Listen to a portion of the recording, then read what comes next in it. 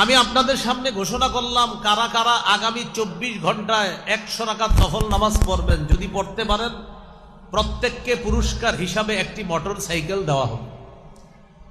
হয়তো অনেকেই হাত তুলবেন, বেশিরভাগই হাত তুলবেন বা সবাই হাত তুলবেন। যারা মোটর সাইকেল চালাইতে পারেন তারা তো তুলবেনই, যারা পারেন না তারাও কেন যে পুরস্কারটা পাইয়া বিক্রি করে দিব, হাত তুলবে সবাই। কারণ 24 ঘন্টায় 100 রাকাত নফল, এটা কোনো ব্যাপার না।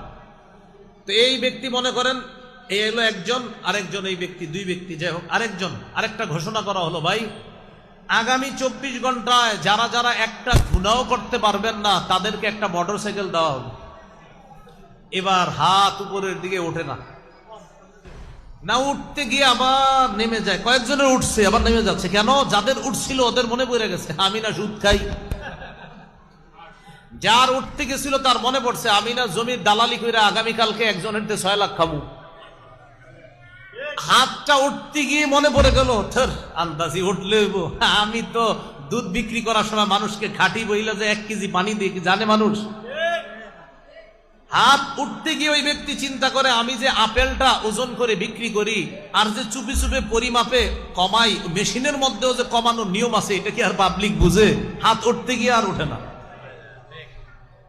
তাহলে বললাম 24 ঘন্টায় 100